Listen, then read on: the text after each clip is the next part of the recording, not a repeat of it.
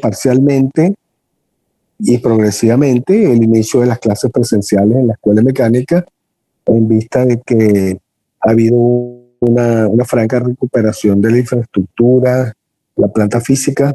Ya hay algunos salones habilitados, incluso algunos profesores ya han iniciado pues las clases presenciales. Entonces probablemente en los próximos días me informen y nos asignen un aula, ¿no? Vamos a escoger un aula de las más, de las de menor tamaño, porque son apenas ustedes 14 estudiantes, 11 estudiantes hasta ahora, ¿no? De los inscritos. Pero también les decía que me preocupa porque en las últimas clases he visto muy poca participación. Entonces, esto también es preocupante, ¿no? Recuerden que la asistencia también forma parte de la evaluación, como se indicó al comienzo, ¿no?, de la clase. Entonces, bueno, es bueno que lo compartan con sus compañeros. De todas maneras, yo lo voy a transmitir también por el grupo. En el grupo están todos, ¿no? Probablemente alguno tenga dificultad por conectarse por alguna razón, pero es bueno que lo manifiesten o lo digan, a ver cómo podemos solucionar esa situación. En todo caso, me gustaría también su opinión por el grupo sobre este inicio presencial, ¿no? Este inicio presencial. Bueno, vamos entonces a continuar la clase de hoy. Hoy vamos a, si nos da tiempo, determinar el tema 2, para luego, después yo les informaré cuándo va a ser la evaluación y cómo va a ser la evaluación del primer parcial, ¿no? Recuerden que es el tema 1 y tema 2. Si hay algún comentario, lo pueden hacer. Buenos días. Buenos días. Profe, bueno, por mi parte, yo he tenido clases presenciales de procesos de fabricación. Y bueno, todo normal, pues. Nos vemos solo los viernes. Uh-huh. Entonces, yo creo que ya es cuestión de que le asigne un salón y, bueno, o sea, ver clases presenciales si todos están de acuerdo. Correcto. Ese es un caso. También. Pero en realidad todo normal. Ajá, sí. Sí, están dando clases vi que comenzaron ingeniería eléctrica y otras cátedras, ¿no? Bueno, por lo menos en mi caso, procesos de fabricación. Proceso. Uh-huh. Esa es electiva. Esa es electiva. Procesos, no. Ok. Entonces, bueno, están dando clases normal y tal. Y yo creo que te piden, que le piden a usted, es como un horario, o no sé si el profesor Centeno lo mandaría, no sé cómo es el asunto, pero como que cada profesor tiene su horario, como dijo, no están todos los salones listos, pero cada quien tiene su horario y bueno. Sí, así es. Nosotros tenemos nuestro horario. El horario nuestro es martes y jueves a las 7 de la mañana. Y el tuyo. No, pero profe, me refiero a para ocupar el salón como tal. Como no están todos listos. Sí, para ocupar el salón me refiero, sí. Ok, no sabía. Sí. ¿Y a qué hora ves clase tú? Yo veo como a las 3, bueno, es a las 2:30, pero a veces el profesor llega a las 3 y eso, Ah, en la tarde. y sí, en la tarde. Ok, sí, ahí hay unos salones que ya están activos, incluso algunos comienzan tempranito, a las 7 de la mañana. Y bueno, Ento- esa ha sido mi experiencia, profe. bueno, no sé si algún otro también está en clase, ha comenzado alguna clase presencial. Los demás. Sí, profe, yo veo clase martes y jueves a las 4 de la tarde, 4 o 6, allá en la escuela. Ah, oye, ¿por qué tan tarde, no? Bueno, ese fue el horario que el profesor dio y bueno, Ah, ok. ahí vamos. Sí. Ah, claro, el acuerdo con el profesor. Ah, muy Sí, bien. Sí, ahorita, sí. Sí, ahorita la universidad hay bastante actividad, como se han dado cuenta. Yo mismo formo parte de la comisión, de la subcomisión de recuperación del UCB, como profesor de la escuela mecánica, como asesor de la parte electromecánica, porque la recuperación no solo se está haciendo de la infraestructura física, digamos arquitectura, pintura, sino también de los servicios y laboratorios.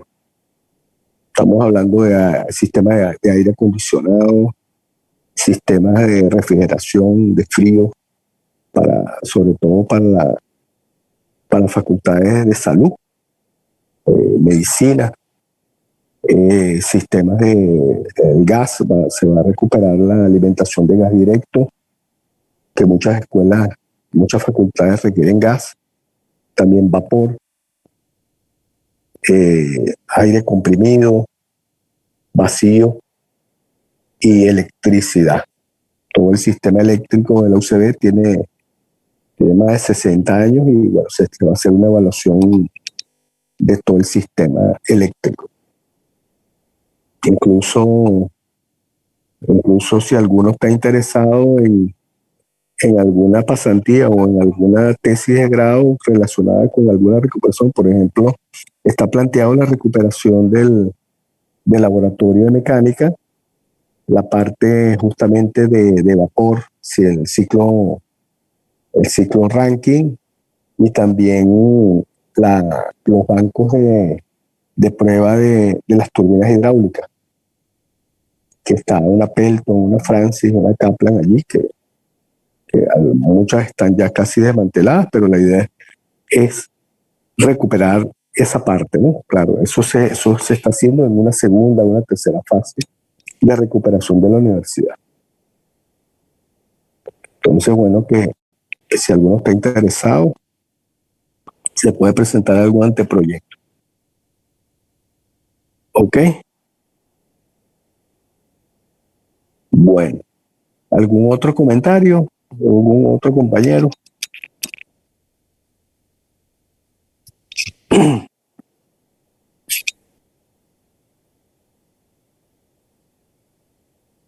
Bueno, vamos a entonces continuar. Ven ahí la presentación, ¿verdad? ¿Se ve bien? Sí, Sí, profe. profe. Ok. Habíamos quedado, estábamos hablando sobre los tipos de turbina, ¿no? De turbinas hidráulicas, las más usadas, tipo Pelton, tipo Francis, tipo Kaplan, y hay otras más, sobre todo para microcentrales, pequeñas centrales hidroeléctricas, se utilizan, por ejemplo, el tipo de Michael Banking, que son muy sencillas de fabricar y son para baja potencia. Eficiencias menores, pero es para bajas potencias, ¿no? De hecho, en el Parque Canaima, ahorita mediáticamente bastante se ha comentado de eso, el Parque Canaima. El parque tiene una planta hidroeléctrica, una pequeña central hidroeléctrica con 2 turbinas Michael Banking de 400 kilovatios cada una. Y esas turbinas fueron fabricadas en Puerto Ordaz hace ya más de 15 años. Entonces, pero la más importante, digamos, en tamaño, que son las turbinas Pelton, Francis y Kaplan. Nos habíamos quedado aquí en las Kaplan, que es el tipo de turbina cuyo uso es para grandes caudales y poca altura. Es del tipo como lo ven ahí en la figura, tiene unos álabes en sentido, está en sentido con eje vertical.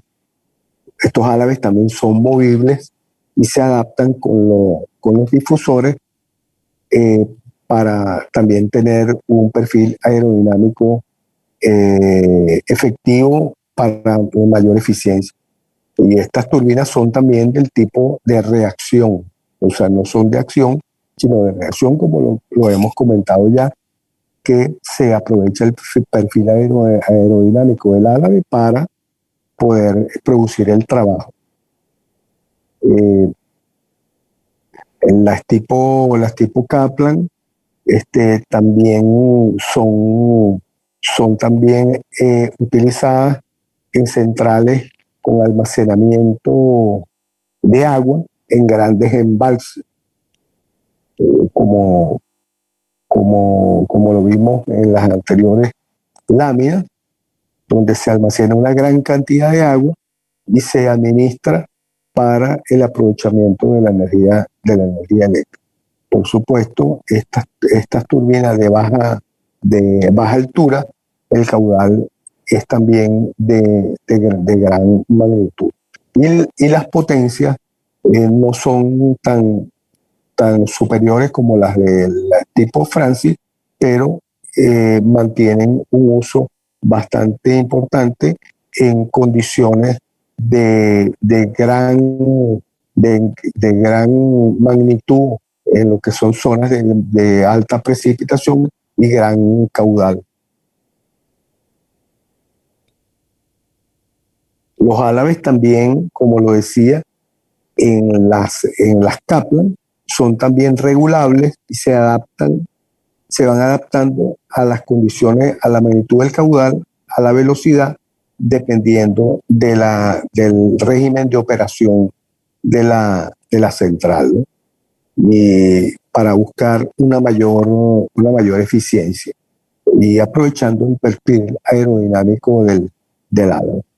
Al igual que las turbinas Francis, están compuestas también por cámaras de espiral para aumentar la velocidad para un mayor aprovechamiento del flujo de agua, y contiene también unos distribuidores, como lo mencioné, para dirigir el agua en unos ángulos óptimos para un mejor aprovechamiento del agua y mayor eficiencia. Acuérdense ustedes del diagrama de velocidades en turbomáquina, del fluido, en el caso del agua, del fluido que choca contra el álabe, ¿no? Todo eso tiene el mismo principio tanto para turbinas hidráulicas como para turbinas a vapor, turbinas a gas.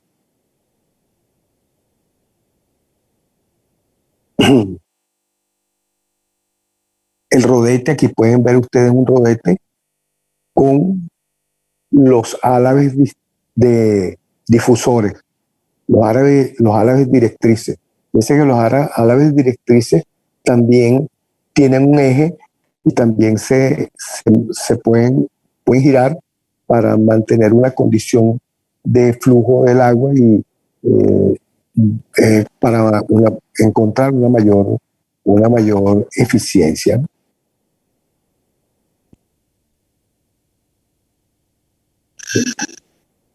Y los álabes del rodete, que normalmente son entre 4 y 5, también giran sobre su eje para que conjuntamente con los álabes directrices se encuentre un mejor diagrama de velocidad para un mayor rendimiento. Eso es siempre aprovechando el perfil aerodinámico del álabe en función de la magnitud del caudal y de la velocidad del agua.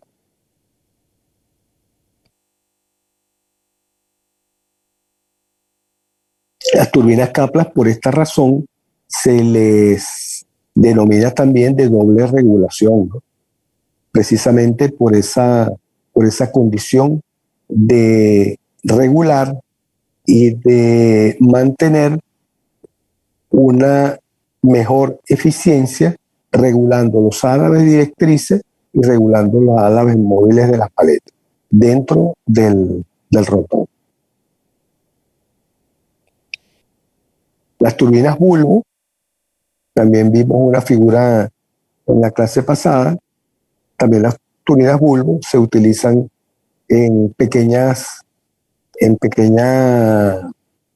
centrales, también con poca altura y mucho caudal, y dependiendo del tamaño de la turbina, de su capacidad en potencia, se pueden utilizar incluso para pequeñas centrales hidroeléctricas con el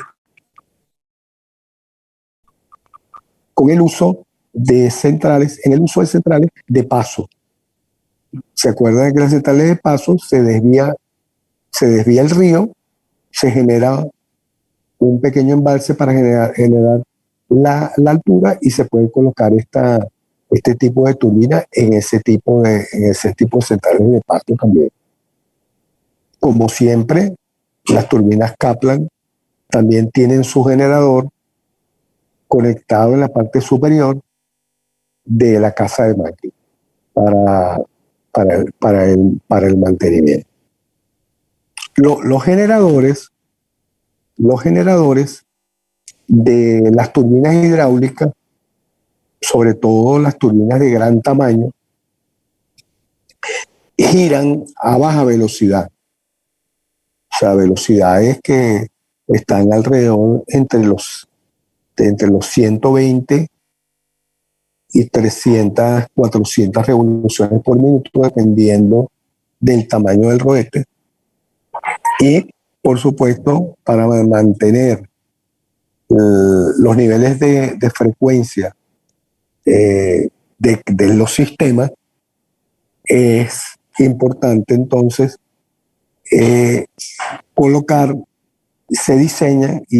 diseñar los generadores con la cantidad de polos para mantener la frecuencia. Recuerden que la frecuencia de un generador está en función del número de polos. A mayor número de polos, la velocidad del rotor es menor, y a menor número de polos, la velocidad del rotor es mayor, o sea, el número de revoluciones. Y está en función de la frecuencia para mantener una frecuencia, en el caso de Venezuela, de 60 ciclos, y en otros países como Europa, de 50 ciclos. Entonces los generadores están diseñados dependiendo de la velocidad de rotación del eje de la turbina que está acoplada al generador. Depende de esa velocidad la cantidad de número de polos para mantener una misma frecuencia. Repasen algo sobre eso. La velocidad de rotación dependiendo del número de polos asociado a la frecuencia.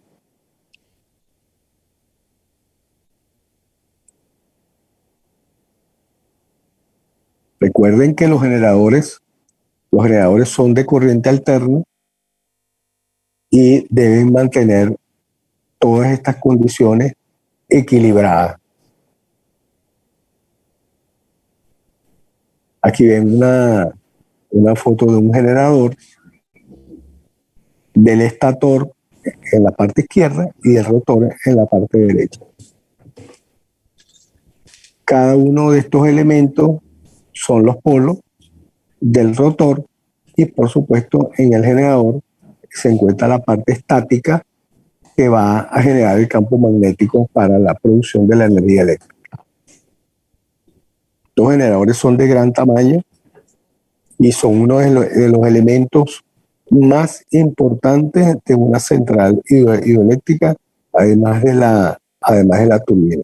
Y por supuesto la gran magnitud, el gran peso que ellos representan, deben tener unos sistemas de lubricación adecuados, que es lo que conforman los equipos auxiliares de una central hidroeléctrica.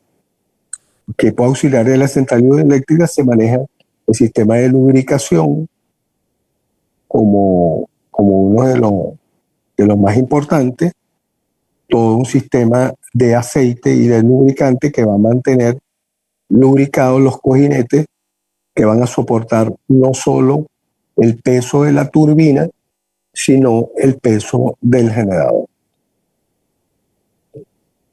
Acoplado a la infraestructura civil de la casa de máquina. Los equipos más importantes de estos servicios auxiliares, como lo estamos viendo, son la ventilación, el sistema de ventilación.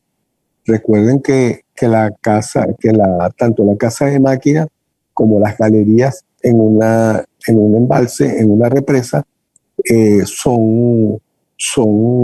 están inmersos dentro de la infraestructura y por supuesto requieren extracción de aire para el personal que trabaja en las operaciones y el mantenimiento de la central. Entonces todo un sistema de ventilación es diseñado para mantener las condiciones de esta central.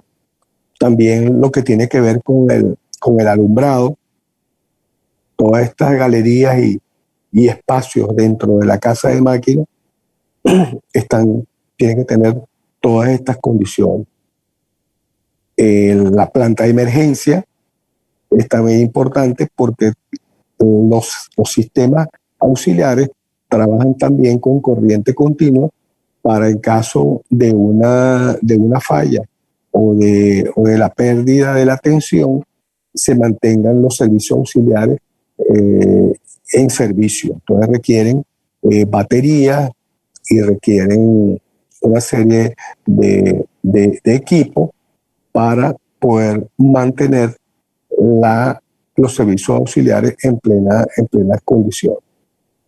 Las bombas de drenaje son importantes, siempre hay filtraciones, botes de agua, y debe tener un sistema de drenaje integrado en toda la infraestructura de la central: casa de máquinas, sala de máquinas, oficinas, galerías, etc. Habíamos visto que en las casas de máquinas hay una suerte de puentes grúa. Siempre hay puentes grúas con dos capacidades, sobre todo los puentes para equipos menores y equipos mayores. Y esto también, por supuesto, forma parte de los servicios auxiliares y requieren energía eléctrica para su operación. El sistema contra incendio también es un sistema importante que debe permanecer en condiciones de servicio constante para mantener la seguridad de la central en caso de incendio. El aceite lubricante, todo el sistema de lubricación de los cojinetes de la casa de máquinas que mantienen y soportan el generador y la turbina, requieren un enfriamiento. Entonces, este enfriamiento se hace con intercambiadores de calor, utilizando agua como elemento de refrigeración, la misma agua del sistema. Se utiliza el agua de refrigeración. Básicamente, todos estos elementos representan el sistema, los servicios auxiliares de una central. La diferencia La diferencia entre una central de tipo embalse, tipo represa, con respecto a las centrales de paso, que son de menor tamaño, involucra la incorporación de muchos servicios auxiliares. Por supuesto, además de estos elementos, hay también lo que vimos en el caso de las presas, vimos los sistemas de alimentación hidráulica y eléctrica para la operación de los vertederos, por ejemplo, de los vertederos. También una central hidroeléctrica tiene edificios de oficina externos, no solo dentro de la casa de máquinas y dentro de la infraestructura de la presa, sino también en la parte externa. Las centrales hidroeléctricas de gran tamaño normalmente están ubicadas lejos de los centros poblados, donde el personal, digamos, hace vida, y por supuesto tiene que tener este tipo de centrales algunas instalaciones, alguna infraestructura para el personal que pernocta en la planta. Toda esta infraestructura también es alimentada por los servicios auxiliares de la planta, y requiere también una atención especial, porque el personal es uno de los recursos más importantes en una instalación de este tipo, como el caso de Guri, que en Guri, por ejemplo, hay un campamento que se llama Ciudad Guri, donde vive una gran cantidad de personal. Cuando se diseña una central de este tipo, una central hidroeléctrica de este tipo, requiere diseñar y considerar como diseño de la infraestructura todas las instalaciones para mantener el personal. Bueno, quedan 6 minutos. Vamos entonces a pasar a ver la última lámina, que tiene que ver con este tema, para ver lo que tiene que ver con la infraestructura hidroeléctrica para el caso venezolano. No sé si hay alguna pregunta hasta ahora sobre lo que hemos visto.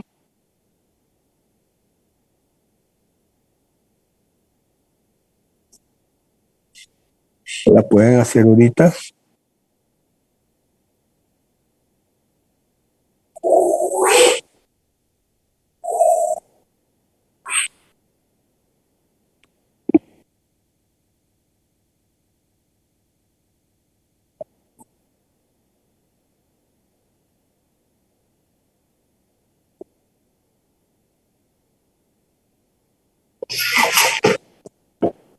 ¿No tiene ninguna pregunta hasta ahora? No. Ok. Vamos entonces a pasar a ver en el caso de las centrales hidroeléctricas, lo que tenemos nosotros en Venezuela, porque en Venezuela, como les comenté al comienzo, hace ya algunas clases, en Venezuela tenemos una infraestructura de centrales hidroeléctricas que estamos dentro de las 10 principales centrales eléctricas en el mundo. Entonces, por eso es importante que ustedes conozcan, hablando de la central hidroeléctrica, lo que tenemos nosotros en nuestro país. Bueno, vamos a aprovechar el tiempo que nos queda de esta primera sesión y al cerrarse nos conectamos inmediatamente, pero la idea es que vamos a ir avanzando. Bueno, que ven aquí ustedes. Aquí podemos ver nuestro sistema eléctrico. Nuestro sistema eléctrico, donde se ven, donde pueden observar toda la red eléctrica en diferentes niveles de tensión, desde 230.000 voltios, que son las líneas en rojo, Algunas líneas en rojo la ven punteadas porque quiere decir que está en proyecto, no se ha concluido el proyecto. Las líneas en rojo representan la infraestructura de transmisión de energía eléctrica en 230.000 voltios, o sea, en 230 kV, kilovoltios. Las líneas verdes representan la transmisión en 400.000 voltios. También las líneas verdes las pueden ver ustedes allí, algunas punteadas, sobre todo las que están en la región sur del país, que ese es un proyecto que todavía no ha comenzado su construcción, pero es lo que representaría la conclusión del anillo en transmisión a nivel nacional. Y las líneas en anaranjado representan la red de transmisión, o lo que es la red troncal de transmisión de mayor nivel de tensión. Estamos hablando 765.000 voltios. Y que parte desde Guayana, donde ustedes ven allí Guri, desde Guayana hasta el occidente del país, específicamente ven esas líneas anaranjadas hasta Yaracuy. Hasta ahí llega la tensión en 765 y de Yaracuy en adelante pasa a 400.000 voltios hasta llegar a los extremos en el Zulia, en la costa occidental del lago, y al sur de los Andes, en la subestación Uribante Caparo, como lo ven ahí, dice Uribante. Entonces, por supuesto,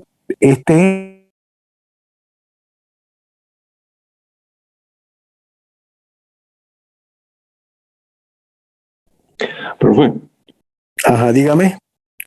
¿por qué hacen estos diferentes voltajes? Uno de 400 kVA, otro de 230, porque hay diferentes y no hacen uno solo. O sea, que sea un solo voltaje de transmisión. Bueno, muy buena pregunta.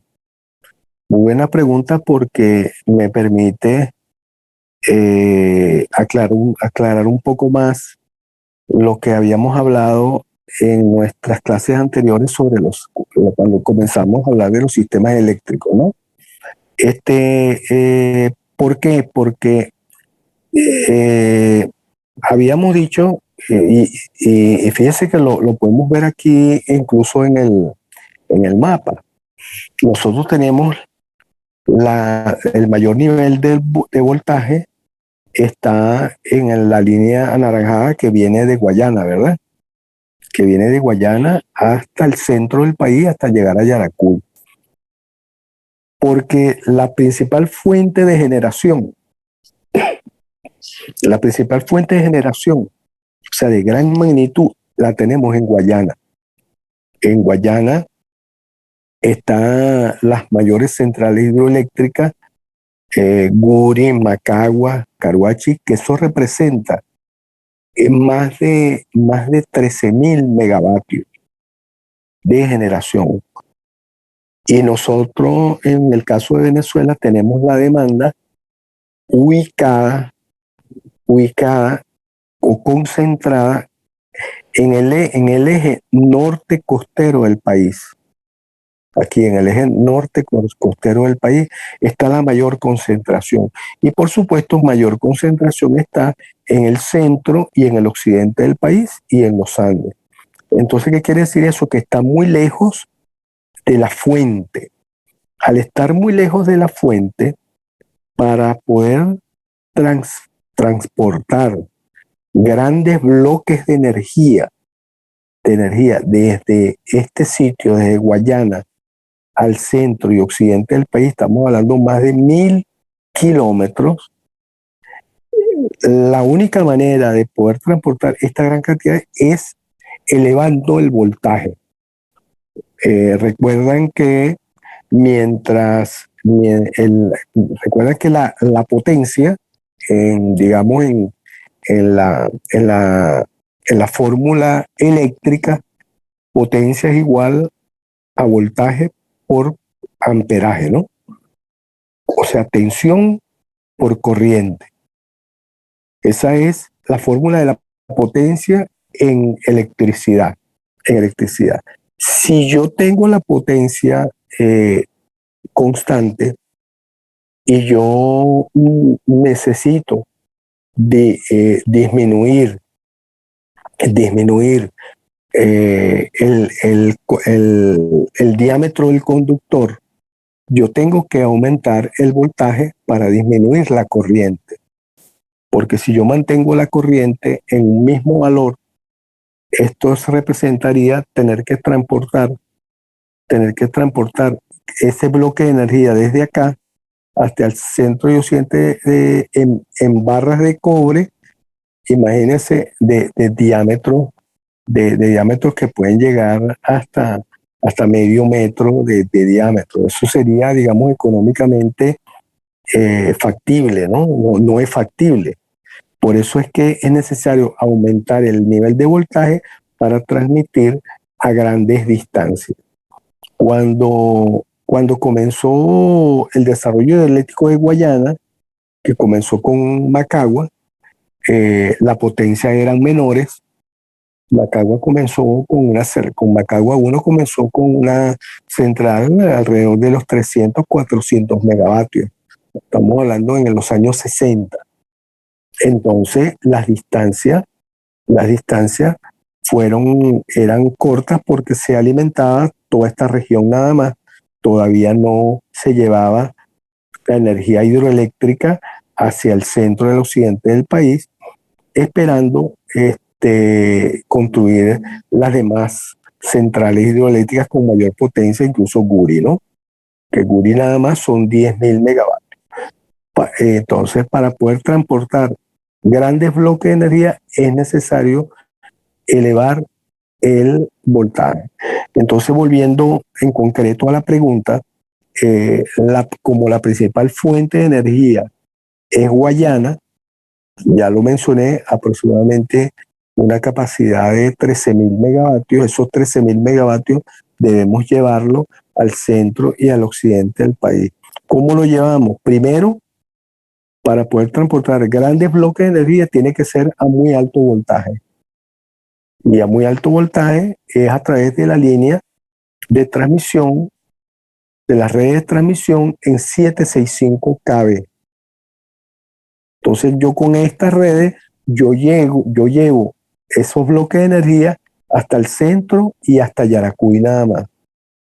Ahora, desde centro hasta las demás zonas aledañas a esta en el centro, y tanto en el occidente, en el centro y en los Andes, yo no tengo que llevar, ya no es necesario llevar en 765, por ejemplo, esta línea en 765, ustedes ven aquí que llega a la subestación Santa Teresa, por ejemplo, ¿no? A la subestación Santa Teresa, aquí en el centro, que es lo que alimenta Caracas, por ejemplo, no necesito llevar desde la subestación Santa Teresa en 765 hasta Caracas. sino por la distancia. No tengo que hacer una gran inversión en una línea de alta tensión, sino voy reduciendo los niveles de tensión a 215, a 230 kV, incluso a tensiones menores en 115, que son los niveles en azul. Los niveles en azul son 115 kV.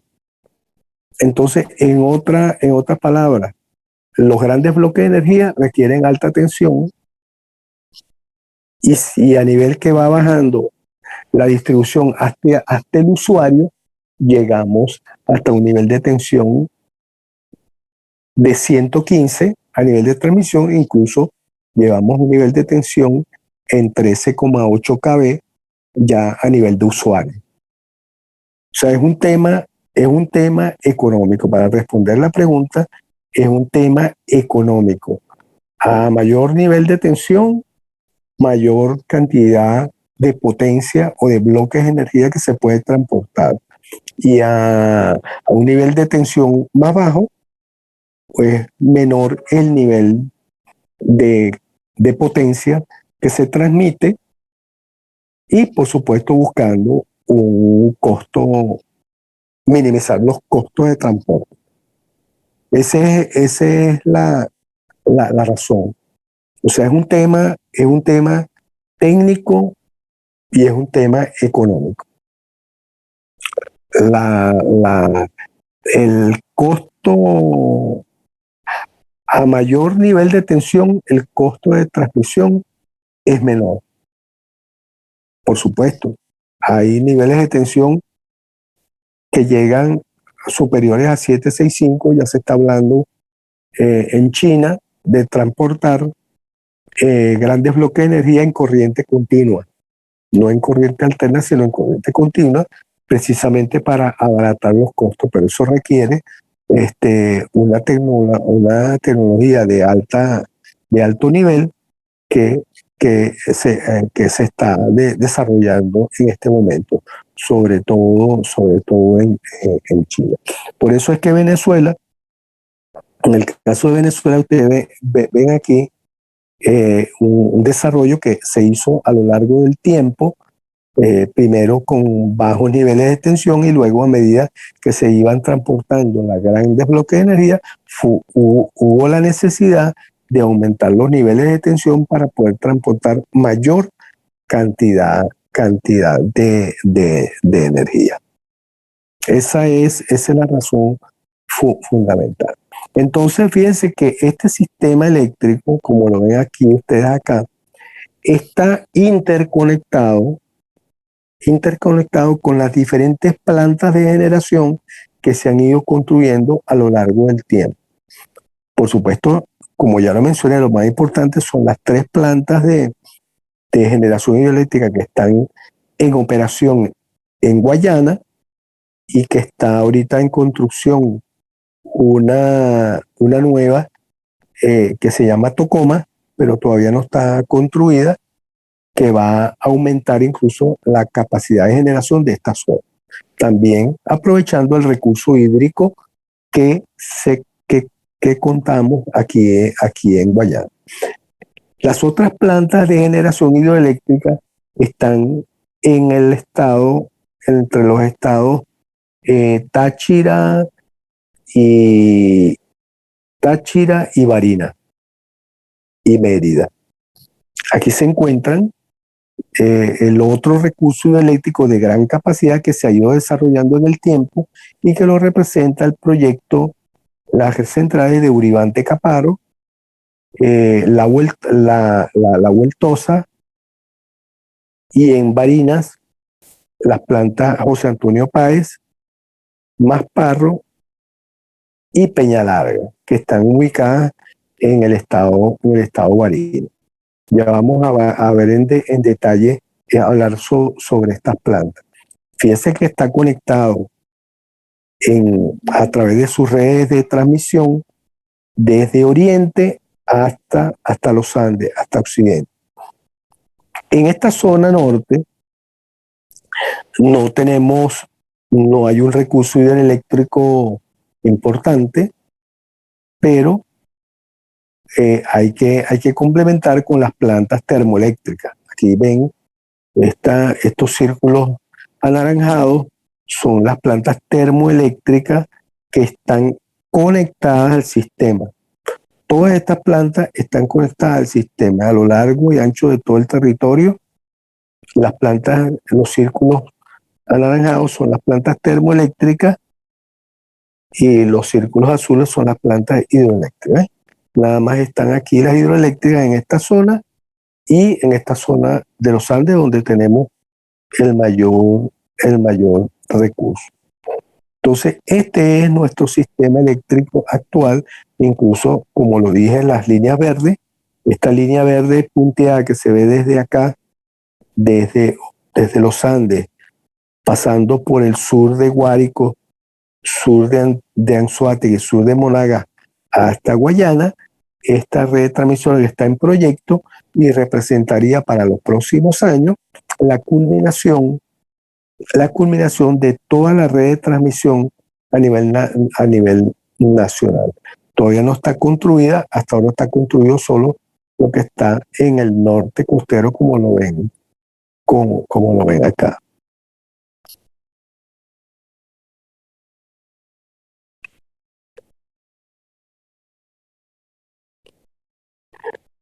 En esta tabla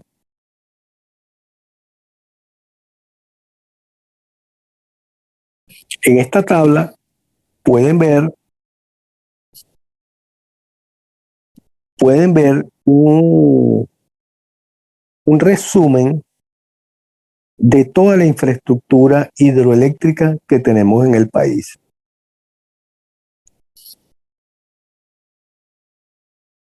Pueden ver de la parte superior a inferior las centrales hidroeléctricas que están en los Andes, en Barinas. En Barinas está una planta que se llama Peña Larga, con Juan Antonio Rodríguez, también se le llama Peña Larga, está en Barinas. Masparro también está en Barinas, y la planta Antonio José de Sucre, que está, José Antonio Páez, perdón, que está también en Barinas. Entre Barinas y Mérida, ahí dice Mérida, pero porque la planta José Antonio Páez es una planta tipo Pelton, cuyo embalse está en Mérida y la casa de máquinas está en Barinas. Vamos a decir, cerca de Barinitas, ¿no? Esa ya la vamos a ver en mayor detalle. Entonces, fíjese que nada más en las plantas hidroeléctricas de gran tamaño hay una capacidad instalada de 14.622 megavatios, con una generación nominal en energía eléctrica de 81.852 gigavatios hora.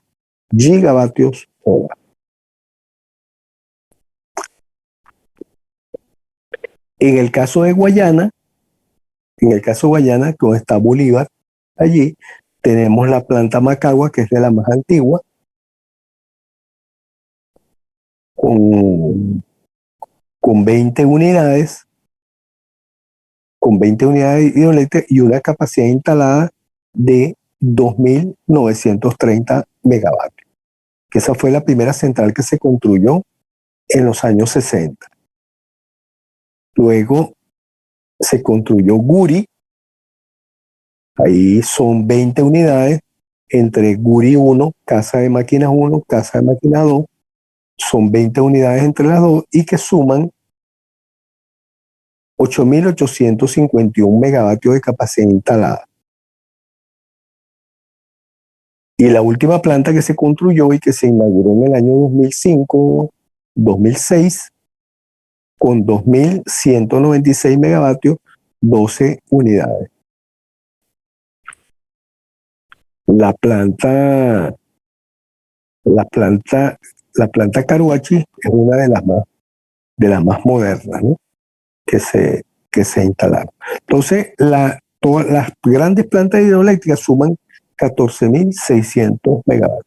Y las pequeñas centrales hidroeléctricas que están instaladas en el país de hace varios años están ubicadas en el Amazonas, en la primera que en Cuau, son unidades muy pequeñas, como lo ven ahí, estamos hablando 30 kilovatios en Cuau, en Arautumén, en el estado Bolívar, que es en el Salto Larauta, de 150 kilovatios, en Canaima, como les comenté, aquí habla de 400 kilovatios, Camarata, una población allá en el estado Bolívar, una población indígena de 60 kilovatios, Cabanayén, que es una de las más antiguas, que se instalaron en el año de 1954, Cabanayén, en la Gran Sabana, de 110 kilovatios, y Huonquén, de 58 kilovatios. Esas son las únicas mini centrales que están en operación. Solo falta una que no está aquí, que se instaló después en el estado Mérida, en una población que se llama Piñango. Es decir, en Venezuela tenemos una capacidad instalada suficiente para alimentar y abastecer nuestra demanda eléctrica, que hoy por hoy está alrededor de 12.800 megavatios aproximadamente como demanda máxima. Nada más en hidroelectricidad tenemos una capacidad superior. Obviamente, toda esta generación está ubicada en un sistema eléctrico que tiene de alguna manera limitaciones desde el punto de vista de los límites de transmisión de energía eléctrica, que lo podemos comentar más adelante. Entonces vamos a comenzar con nuestro recurso de Guayana, que, como ya le dije, es uno de los más importantes en el mundo, ¿no? Está dentro de las 10 desarrollos hidroeléctricos más importantes del mundo. Aquí pueden ver un mapa donde se puede apreciar claramente el espejo o el lago que conforma la represa de Guri. Guri está, digamos, en la cota más alta de los ríos, el Paragua y el Caroní. El río Caroní, que es el que recoge toda el agua de la cuenca del río Paragua y del río Caroní. Como ya hemos hablado, que la cuenca es la condición geográfica y topográfica que recoge toda precipitación que cae en la cuenca, se almacena y se recoge, y al final va a ser transportada por el río Caroní.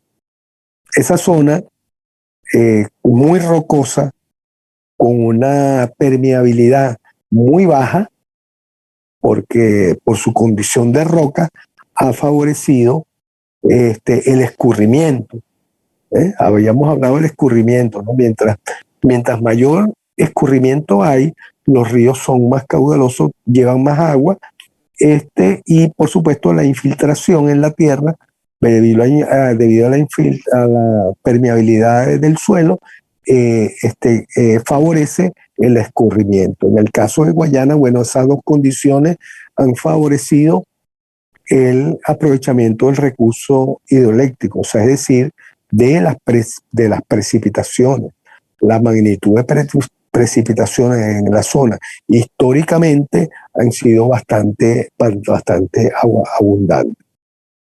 Aquí ven este mismo lago, pero ya en una foto satelital, que es la magnitud del lago que conformó todo ese lago. Todo ese lago hubo que ser estudiado, y como lo mencionamos al principio, todo un estudio de fauna, de flora, y de incluso de poblaciones indígenas que hubo que desplazar y de reubicar para poder conformar este desarrollo. Aquí ven esquemáticamente cómo está conformada la cuenca del río Caroní y el Paragua. Como yo les mencioné, la cuenca está bien delimitada desde el punto de vista geográfico. Por supuesto, toda precipitación que cae aquí la va a recoger el río Caroní, que fíjese dónde nace el río Caroní, ¿no? Casi en el extremo del perímetro de la cuenca, y el río Paragua de este lado también, pero que al final va a converger en el río Caroní, que es el que va a desembocar luego en el río Orinoco, de este río Orinoco, y luego va a salir hacia el mar en el delta Amacuro, ¿no?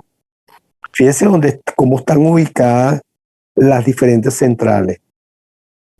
Como la ven aquí, está ubicada Macagua en la parte más baja, en la cota más baja, y que por eso fue la construcción inicial de ese desarrollo.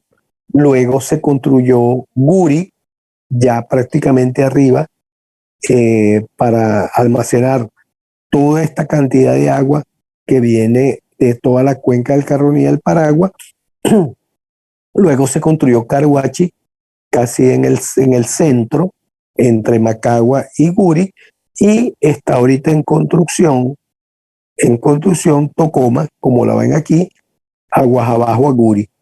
Entonces, bajando por niveles de cota, la mayor cota la tiene Guri, luego Tocoma, luego Caruachi y al final Macagua, que prácticamente Macagua está casi en la desembocadura con el río Orinoco.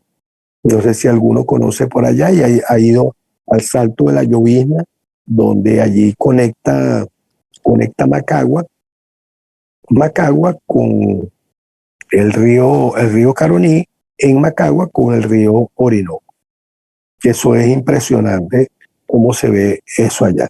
Entonces, fíjense, este es el desarrollo hidroeléctrico de Guayana, ¿no? Hay proyectos todavía para desarrollar lo que llaman proyecto hidroeléctrico del Alto Caroní, que Alto Caroní quiere decir de Guri hacia arriba.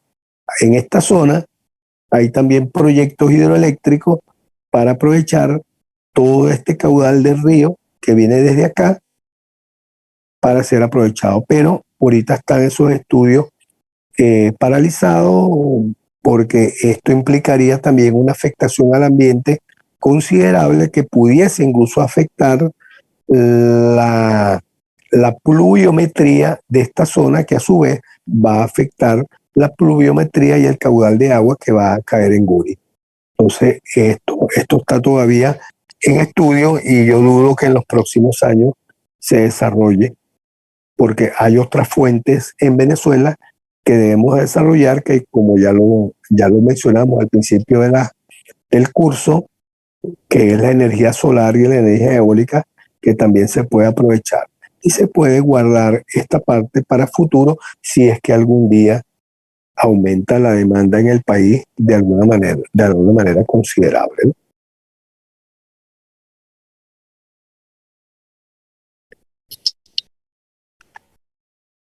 Aquí lo ven con un poco más de detalle, ¿no? Con un poco más de detalle el tramo entre Guri y Macagua. Fíjense que en el mismo río, aguas abajo, de Guri, aguas abajo, el agua que se turbina en Guri es aprovechada por Tocoma, que está en construcción, ya lo mencioné, pero se aprovecha aquí en otro embalse que se construyó en Caruachi para aprovechar la misma agua turbinada de Guri, es la que se aprovecha en esta central de Caruachi, y luego la misma agua que se turbina en Caruachi es aprovechada en Macagua. y luego es descargada el agua en el río Orinoco. Fíjense que el aprovechamiento de este recurso, del recurso hidroeléctrico, es integral.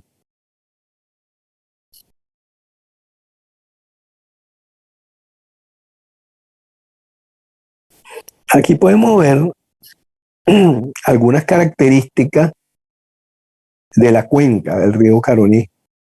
Ya hemos visto que las cuencas tienen condiciones, ¿no? Hay perímetro de la cuenca, hay su ubicación en el planeta. Fíjense que tiene una superficie de 95.000 kilómetros cuadrados la cuenca del río Caroní. ¿Eh? Está bien definido el perímetro, porque el perímetro se define por la cota, ¿no? Por la cota, la misma cota en el perímetro externo.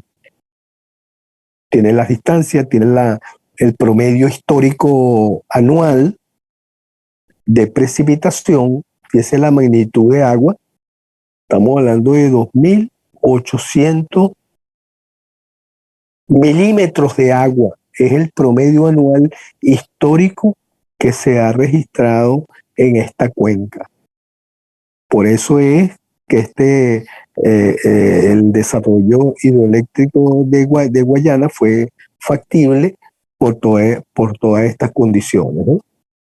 Y también hay otros parámetros que se miden: radiación solar, humedad relativa, evaporación media anual, también se mide en las estaciones meteorológicas que se pueden hacer, que justamente son los parámetros que determinan el caudal de agua que puede ser aprovechado con la fórmula que vimos nosotros con el método racional, ¿verdad? ¿Se acuerdan? Que considera el nivel de precipitación, considera la evaporación, considera la escorrentía, y considera, por supuesto, la superficie de la cuenca. Vemos aquí las condiciones de hidrología, fíjense la magnitud de agua que representa esta cuenca, aproximadamente un gasto promedio anual de 4.800 metros cúbicos por segundo. Eso es lo que aporta las precipitaciones al río Caroní. También habla sobre las condiciones de la fauna y de todo lo que tiene que ver con el río Caroní, tanto alto como el bajo Caroní. El río Paragua, porque acuérdense que son dos ríos que luego se conectan en el río Caroní hacia abajo para luego desembocar en el río Orinoco.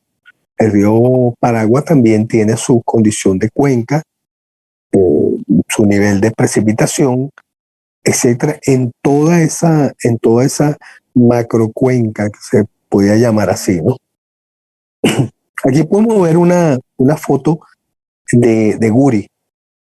Fíjense que podemos observar en la parte izquierda, ahí donde está la sala de máquinas, y esos equipos rojos que ven ahí son los transformadores elevadores que elevan la tensión del generador, que normalmente está alrededor de 25.000 voltios, y elevan a 765 kilovoltios para poder transportar esa gran potencia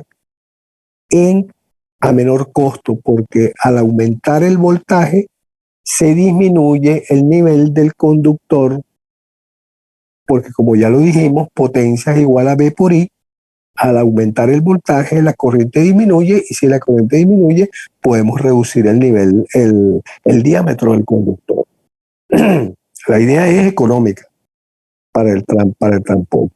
El lado derecho pueden ver los vertederos de desembalse. Aquí están instalados casi 10.000 megavatios. 8.000 y tantos megavatios nominales. Aquí pueden ver otra foto de Guri, ya en su etapa de construcción. Fíjense que tiene varios tipos de presa, ¿no? La presa de concreto que está en el centro. En la parte derecha hay una presa con aglomerado, con canto rodado. Y del lado izquierdo también se puede apreciar la presa con canto rodado. Aquí pueden ver la magnitud de uno de los rodetes de Guri. Fíjense el tamaño que tiene el Guri, las revoluciones de esta turbina están alrededor de 200 RPM por su gran magnitud, y por supuesto el generador es de gran tamaño con una cantidad de polos considerable para poder mantener una frecuencia de 60 ciclos. Aquí pueden ver otra foto del rodete. Aquí pueden ver la casa de máquina. Fíjense cómo es la casa de máquina. Se presta para la decoración con artistas como Mateo Manaure o Cruz 10, en este caso es Cruz 10, el artista que diseñó esta pintura, esta escultura. Y lo que ven aquí, esos círculos, es la excitatriz.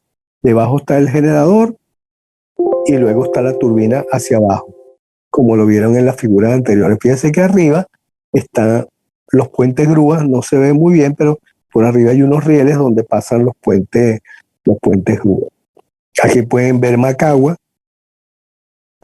también una de las centrales más antiguas, ya casi en Puerto Ordaz.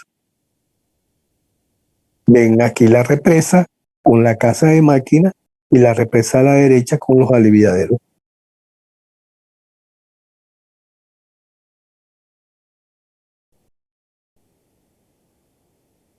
Aquí puede ver otra foto de Macagua, ven los transformadores elevadores en amarillo y las redes de transmisión que no se aprecia muy bien, pero se puede ver allí la salida. Esta es otra vista de Macagua. Acuérdense que en Macagua hay 3 casas de máquinas. Esta es una de las casas de máquinas más antiguas, de las primeras, unidades de 30 megavatios, en la época que todavía están funcionando. No todas, pero están funcionando. Esta es una de las más modernas, que se inauguró en el año 2005, Caruachi, con 10 unidades de 200 megavatios. Y se ve también, fíjense los aliviaderos, y fíjense la cota, ¿no? Entre la cota más alta y la cota más baja, la cota baja, estos son unidades tipo Kaplan, ¿no?